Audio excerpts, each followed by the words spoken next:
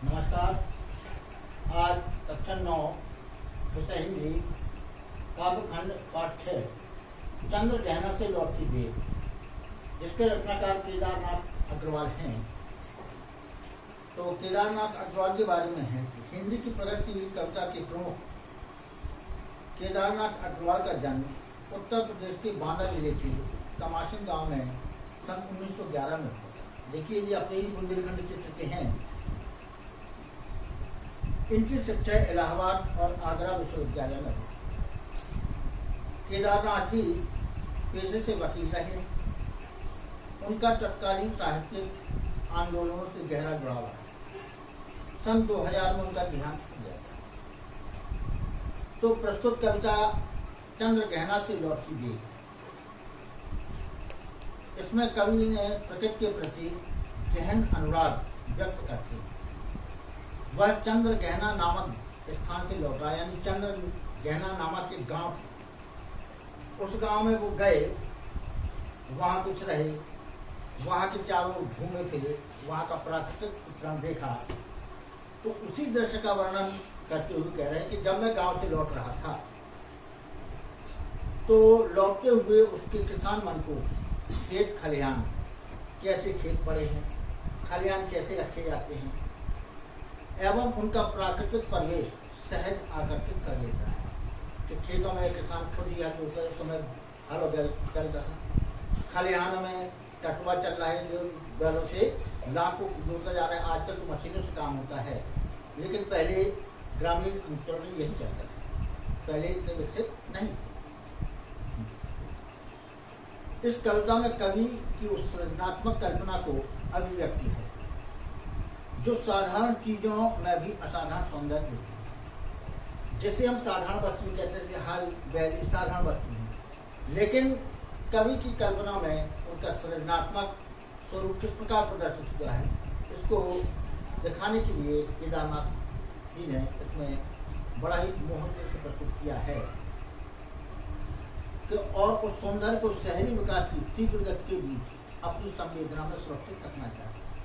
आज शहरी विकास यानी इतनी मशीनों का विकास हो रहा है, फलाना हो रहा है, लेकिन जो परिवेश पहले था हल बैलों से, आजकल तो खेतों में कटाई के लिए अलग मशीनें हैं, बुवाई के लिए अलग मशीनें हैं।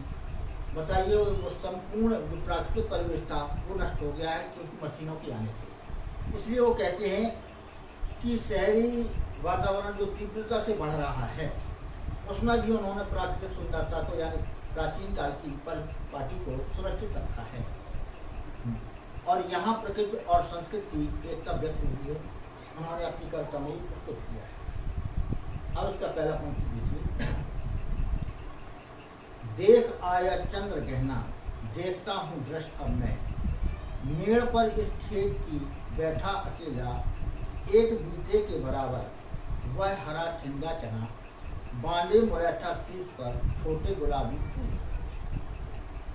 तो चंद्र गहना नामक गांव से लौटते समय खेतों में लगी फसल राशि के मादक और मनमोहक सौंदर्य का वर्णन करते हुए केदारनाथ जी कहते हैं, मैं चंद्र गहना गांव से लौट रहा था कि खेतों की मेड़ पर अकेला बैठा हुआ कभी चने के पौधे को देखकर, चने का पौधा होता है वह छोटा सा होता है, उस पौधे को देखकर उसके रूप सौंदर्य का वर्णन करता हुआ कहता है। यानी उस चने के पेड़ को देखा कि छोटा सा है और उसे किस प्रकार वो रूप सौंदर्य में दिखाई दिया, उसका वर्णन है कि एक बीते का या छोटे से चने का पौधा, क्योंकि चने के पौधे बड़े नहीं होते, एक बीते या 1.5 बीते के होते हैं। तो वो कहता है कि एक बीते का यह चने का पौधा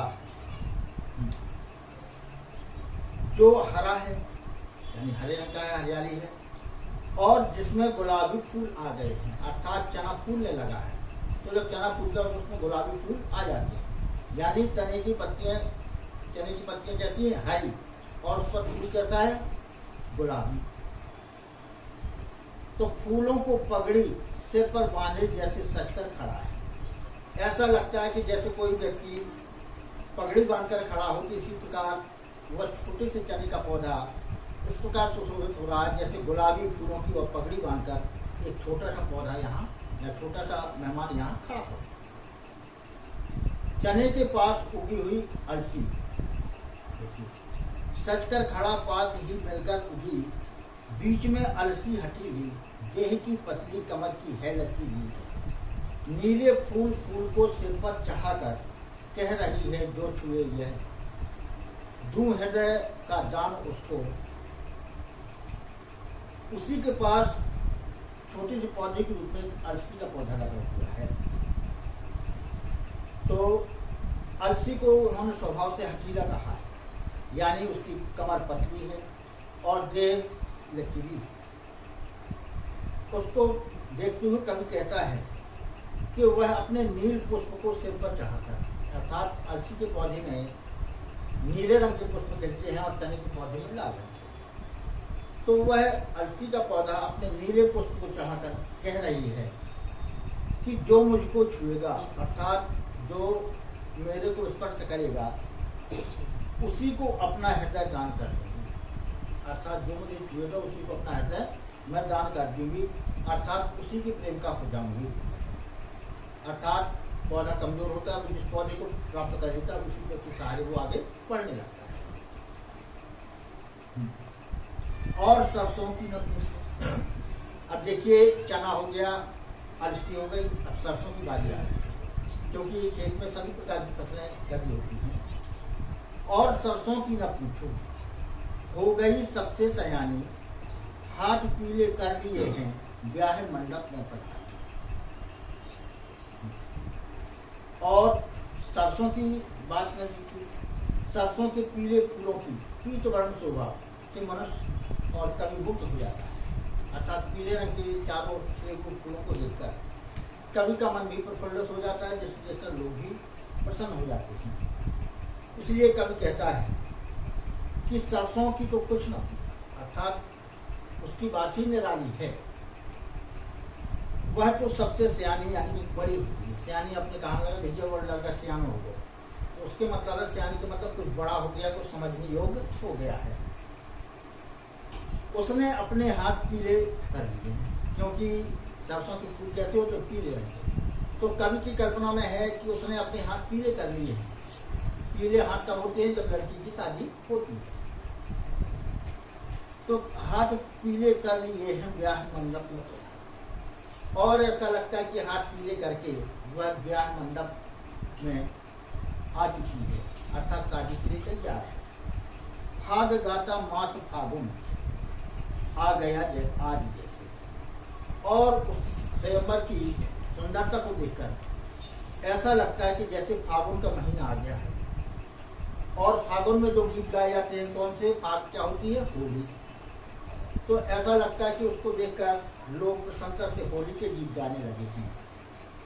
तो देखता हूं मैं स्वयंवर हो रहा है, प्रकृति का अनुराग अंचल खिल रहा है। कवि कहता है कि मैं देख रहा हूं कि लोग उस सुंदरता को देखकर होली के गीत गाकर मस्त हो रहे हैं, अर्थात उसकी सुंदरता भी अनोखी है। इस विजन में दूर व्यापारक नगर से प्रेम की प्रिय भूमि उपजाऊ अधिक है, और पैरों के तले है एक बुहर उठ रही इसमें लहर। इन पंक्तियों में प्रकृति का वर्णन नगरीय जीवन से और गांव के जीवन से, निजस्व जीवन से किया गया है। इसमें गांव के प्रति उपेक्षा का भाव तथा ग्रामीण जीवन की सरसता के प्रति आध्यात्मिक लगाव का वर्णन किया। इसका वर्णन करते हुए केदारनाथ जी कहते हैं कि इस सुनसान में भी नगरीय जीवन की व्यापारिक चकाचौंध और भागम भाग से अलग हटकर एक उर्वरक प्रेम वातावरण, अर्थात जैसे शहरों में मोटर कारों की, ट्रैक्टरों की, हवाई जहाजों की, लोगों की आवागमन से चारों ओर शोरगुल मचा रहता है। वहाँ कभी भी शांति नहीं होती, दिन और रात वहाँ शोरगुल मचा रहता है, जिससे मनुष्य व्याकुल होता है। लेकिन उससे हटकर गांव में आइए, शांत वातावरण है, शुद्ध वातावरण है, चारों ओर सुगंधित और ठंडी हवा चल रही है। वहाँ का शांतिप्रिय जीवन कवि को बहुत ही पसंद आता है। कवि आगे प्रकृति का वर्णन करते हुए कहता है कि पास ही में एक पोखर में लहरें उठी। पोखर मतलब एक छोटा सा तालाब, गड्ढा जैसे बोलते हैं, तो गांव में ऐसे कई गड्ढे जो कर दिए जाते खेती सिंचाई के लिए, उसे पोखर बोलते हैं। तो जब कभी वहां से गुजर रहा था तो उसने देखा कि एक पोखर के पास, पोखर यानी छोटा सा तालाब जिसमें लहरें उठ रही हैं, यानी स्वच्छ पानी भरा हुआ और हवा की तरंगों से उसमें लहरें बन रही हैं। इस उल्लासमय लहराते हुए जल की नील सतह में, अर्थात जल के चारों ओर जो भूरी घास उगी हुई है, वह भी इस उर्मल जल के साथ लहरा रही है। अर्थात इस पोखर के किनारे किनारे जो घास उगाई है, क्योंकि पानी पाकर जो घास उगाई है, जो पानी पड़ने से हरी से भूरी भी हो गई है, वो भी पानी की हिलों के साथ लहरा रही है। अर्थात वो भी लगता है जैसे इन हिलों के साथ मस्त होकर नाच रही हो। पानी में पड़ता इसका प्रतिबिंब बहुत ही सुंदर दिखाई दे रहा है। एक चांदी का बड़ा सा गोल खंबा आंख को है चमकाता है, कई पत्थर किनारे पी रहे चुपचाप पानी, प्यास जाने कब बुझेगी, चुप खड़ा बगला डुबाए टांग जल में, देखते ही नींद चंचल ध्यान निद्रा त्यागता है। अब इसमें जब वो पोखर दिखाई देता है, इसमें सूर्य का प्रतिबिंब दिखाई देता है। तो कभी कहता है कि पानी में पड़ता सूर्य का प्रतिबिंब जल की लहरों के कारण कंपायमान होकर चांदी के गोल परंतु बड़े खंभे जैसा हो। अर्थात जब पानी में सूर्य का प्रतिबिंब होता है, लहरों के साथ वो बढ़ता जाता है, तो ऐसा लगता है जैसे चांदी का कोई खंभा तैयार कर दिया हो। अर्थात सूर्य की किरणें पानी पर पड़ रही है, सूर्य का बिंब पानी में दिखाई दे रहा है, जो लहरों के साथ बढ़ता हुए एक खंभे के समान दिखाई दे रहा है। यहाँ उन्होंने बहुत ही सुंदर प्राकृतिक चित्रण किया है। यह कवि की आंखों में चमक उत्पन्न कर देता है और किनारे के पत्थर कवि की चुपचाप पानी पीते हुए से लगते हैं। अर्थात उस किनारे पर पत्थर पड़े हुए हैं, तो लहरों के साथ लहरें उनसे टकराती हैं जो पत्थरों से, और वहां से वापस आ जाती हैं। तो कवि कहता कि ऐसा लग रहा है कि किनारे के पत्थर भी पानी पीकर उसको बाहर छोड़ रहे हैं। इस प्रकार किनारे के पत्थर भी ऐसा लग रहा है जैसे पानी पीते हुए दिखाई दे रहे हों। उन्हें देखकर कवि सोचता है, न जाने इनकी प्यास कब तक, अर्थात कितने दिनों से इसी प्रकार पानी की लहरों को झेल रहे हैं। तो कवि उनमें कहता है कि इनकी प्यास कब तक बुझेगी, कब तक लहरें इनको डुबाती रहेंगी। ताल में लय में एक टांग पर खड़े बगले को देखकर कवि कहता है। अब तालाब में, पोखर में उसने देखा कि कोई बगला एक टांग पर खड़े होकर बिल्कुल आंखें बंद कर लिए ऋषि मुनि के समान तपस्या कर रहा।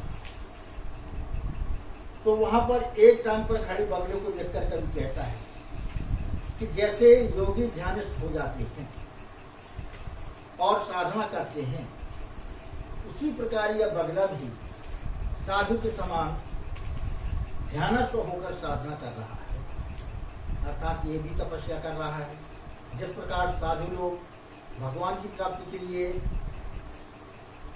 उनकी तपस्या करते हैं, इसी प्रकार ये बगला भी किसी वस्तु को पाने के लिए, अर्थात मछली को प्राप्त करने के लिए साधु के समान ध्यान लगाए हुए बैठा है। जो अपने आहार यानी चंचल मछलियों को जब जब देखता है, तब तब उसकी समाधि टूट जाती है। फिर चट दबाकर चौंच में नीचे गले के डालता है। एक काले माथ वाली चतुर चिड़िया श्वेत पंखों के झपाटे मार फौरन टूट पड़ती है भरे गल के हृदय पर। एक उजरी चतुर मछली चौंच पीली में दबाकर जोर उठती है। अब देखिए उसी पोखर का वर्णन है और उसके आगे कवि कहता है तब तब समाज टूट जाती है। अर्थात जब कोई उसके पास मछली आती हुई दिखाई देती तो वो अपनी समाज भंग कर देता है और वह बगला भगत जल्दी से अपनी चोट में दबाकर उसे गले के नीचे उतार देता है। बगला भगत क्यों कहा गया है? क्योंकि ध्यान, योगी लोग तो ध्यान में ईश्वर का भजन करते हैं, लेकिन बगला भगत किसी एक कान पर खड़े होकर कोई ध्यान मत में रहता है, लेकिन एक आंख से वो देखता रहता है कहीं कोई मछली दिखे, और जैसे ही मछली दिखाएगी वो अपना ध्यान तोड़ देता है और मछली को पकड़कर निकल जाता है। इसलिए मुहावरा भी बन गया बगला भगत, यानी दिखावटी ध्यानिष्ठ। तो कवि कहता है कि ठीक बगले की भांति ही काले सिर और सफेद पंखों वाली चिड़िया, अर्थात जैसे बगला भी करता है वैसे ही काले पंख वाली चिड़िया उजली सी चटुल मछली को अपने पंखों से झपट्टा मारकर अपनी पीली चोंच में दबाकर दूर आकाश में उड़ता। अपनी भाषा में आके जरा कहते हैं जो चिड़िया होती है वो क्या होती है, ऊपर उठती रहती है तालाब के, और जैसे ही उसे पानी में चमकदार मछली दिखाई देती है वो ऊपर से ही झपट्टा मारकर उस मछली को अपनी पीली चोंच में दबाता है और लेकर सो जाता है। अर्थात वो बगले के समान ध्यानस्थ नहीं रहता, वो चलायमान रहता, लेकिन उसकी निगाह बगले के समान ही तालाब पर लगी रहती है, कोई मछली दिखाई दे और वह उसे पकड़कर ले जाए। तो इस प्रकार वह छोटी सी चटुल मछली को अपने पंखों में झपट्टा मारकर पीली चोंच में दबाकर दूर आकाश में उड़ जाती है और किसी स्थान पर बैठकर उसका पूजन करती है। फिर आगे है, और यहीं से भूमि ऊंची है जहां से रेल की पटरी गई, ट्रेन का टाइम नहीं, मैं यहाँ सुरक्षित हूँ, जाना नहीं। इन पंक्तियों में कवि ने चित्रकूट और बुंदेलखंड की धरती, चित्रकूट और बुंदेलखंड की धरती और वहां से दूर तक फैली हुई पहाड़ियां से निर्मित प्राकृतिक परिवेश का वर्णन किया। यानी बुंदेलखंड में जो पहाड़ियां, चित्रकूट में ऊंची ऊंची, कहीं ढालू जमीन है, कहीं ऊंची चट्टानें हैं, इस प्रकार उन्होंने बुंदेलखंड क्षेत्र का वर्णन करते हुए किया है और उसी का वर्णन करते हुए केदारनाथ भी कहते हैं। और यहाँ से भूमि ऊंची है, खेतों के बाद की जमीन ऊंची है, खेत समाप्त हुए तो एकदम या जमीन ऊंची यानी टीले दिखाई देने लगते हैं। और वहां से रेल की पटरी गई हुई है, यानी कुछ ऊंचे स्थानों पर रेल की पटरी भी गई है जो आवागमन का साधन है। कवि कहता है कि उसे कोई चिंता नहीं, यानी ट्रेन का टाइम नहीं। कभी उसी पटरी पर स्वच्छता पूर्वक भ्रमण कर रहा है, वो सोच रहा है कि इस समय ट्रेन आने का कोई साधन नहीं, क्योंकि उसे ट्रेन का समय मालूम होगा, इसलिए वो कहता है कि ट्रेन आने का यहाँ कोई साधन नहीं है। ऐसा कहकर कभी नगरीय जीवन की भाग दौड़ और अर्थव्यवस्था की ओर संकेत करना है। अर्थात वहाँ के लोग दिन भर भाग दौड़ करते हैं, दिन भर कारखानों से निकलकर अपने घर को जाते हैं, चारों तरफ ट्रेन, मोटरों और हवाई जहाजों की चहल पहल मची रहती है। अर्थात शहरी जीवन बहुत ही व्यस्त होता है, वहाँ किसी को शांति प्राप्त नहीं होती और वातावरण भी वहाँ का शुद्ध नहीं होता। उसी का वर्णन करते हुए केदारनाथ जी कहते हैं कि यहाँ का वातावरण नगरीय वातावरण के समान नहीं है, अर्थात यहाँ का वातावरण बहुत ही शांत है। इसीलिए वो ट्रेन का संकेत करते हैं कि यहाँ कोई ट्रेन आने वाली नहीं, अर्थात यहाँ कोई ऐसी जल्दी नहीं जिससे टाइम पर जाना हो। कवि पुनः चित्रकूट से उस विजन प्रदेश के प्राकृतिक परिवेश का वर्णन करते हुए कहता है, चित्रकूट की अनगढ़ चौड़ी कम ऊंची ऊंची पहाड़ियां दूर दिशाओं तक फैली हैं, बांझ भूमि पर इधर उधर रीवा के पेड़ कांटेदार फ्रूट खड़े हैं, सुन पड़ता है मीठा मीठा रस। तो कवि पुनः चित्रकूट के उस विजन प्रदेश के प्राकृतिक परिवेश का वर्णन करते हुए कहता है, तो वहाँ जो प्राकृतिक सुंदरता फैली हुई उसका वर्णन कवि कर रहा है कि इस तरफ चित्रकूट की कम ऊंची अनगढ़ चौड़ी पहाड़ियाँ दूर दूर तक फैली, अर्थात चित्रकूट में चारों ओर पहाड़ियाँ दूर दूर तक फैली हुई हैं। ये वही चित्रकूट है जहाँ श्री रामचंद्र जी ने कभी निवास किया। तो जमीन पथरीली और बांझ, अर्थात वहाँ की जमीन पत्थर ही पत्थर दिखाई देते। बांझ इसलिए है जमीन को क्योंकि वहाँ पर उगा सकती नहीं, वहाँ कोई पेड़ पौधे नहीं होते, इसलिए जमीन को बांझ कहा गया है। फिर भी कहीं कहीं रीमा के कांटेदार पौधे फैले, अर्थात वहाँ कांटेदार झाड़ियाँ जैसे बबूल, रीमा, ये पौधे उगाते हैं जो पहाड़ियों में भी अपना भोजन प्राप्त कर लेते हैं, क्योंकि कांटेदार वृक्ष पानी का कम वाष्पन करते हैं, इसलिए ऐसी जगह पर ये कांटेदार वृक्ष भी उगते हैं। इस उचाट में अन्य दृश्य है, इसका वर्णन आगे करते हैं। मीठा मीठा रस टपकता सुबजे का स्वर टें टें टें सुन पड़ता है, वन स्थली का हृदय तीरता, उठता गिरता सारस का स्वर टिरटों टिरटों। अब यहाँ पशु पक्षियों की आवाजों का वर्णन करते हुए केदारनाथ जी कहते हैं कि इस उचाट यानी सुनसान क्षेत्र में भी तोते की टेंटे का स्वर समरसता को भूल रहा है, अर्थात चारों तोतों के समूह उड़ते हुए टेंटे की आवाज करते हुए वातावरण में मधुर रस घोल रहे हैं। और तोतों के साथ साथ सारसों का टिरटों टिरटों का स्वर जैसे मानो वन स्थली की शांति निवता। सारस के होती है, वो जोड़े से रहती है, खेतों में वो वही दिखाई देती है, तो आसमान में उड़ते हुए तोतों की टेंटे सुनाई दे रही है, और सारसों का जो जोड़ा भी टिरटों टिरटों करता हुआ आसमान में उड़ रहा है, जो इस ग्रामीण जो नीवरता फैली हुई है उस शांति को भंग कर रहा है, अर्थात तोतों और सारसों का स्वर आसमान में सुनाई देने लगता है। तो यह स्वर अत्यंत करुण है, इसलिए कवि कहता है कि यह स्वर वनस्थली के हृदय को छूता, अर्थात उनमें बड़ी ही करुण छाया हुआ है, क्योंकि देखिए एक सारस के जोड़े को पक्षी को मारने पर ही वाल्मीकि जी ने ज्ञान प्राप्त किया, तो वो कहते हैं कि इसमें अत्यंत करुण रस है, इसलिए कवि कहता है कि यह स्वर वन स्थली के हृदय को छीन रहा है। मन होता है उड़ जाऊं पर फैलाए सारस के संग, जहां जुगल जोड़ी रहती है हरे खेत में, सच्ची प्रेम कहानी सुना चुपके।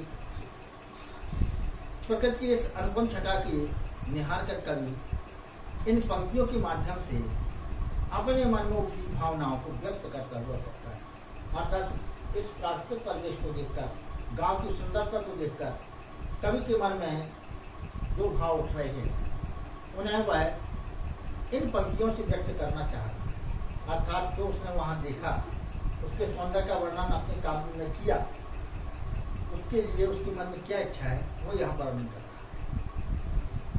कवि कहता है कि मेरा मन होता है कि मैं भी सारस का जोड़ा बन जाऊं। सारस का जोड़ा जीवन भर एक साथ रहता है, सारस और सारस ये हमेशा जोड़े के साथ ही रहती है। इसी प्रकार कहता है कि मैं इस गांव के साथ जुड़ जाऊं, अर्थात मैं इसी गांव में शांति प्राप्त करूं।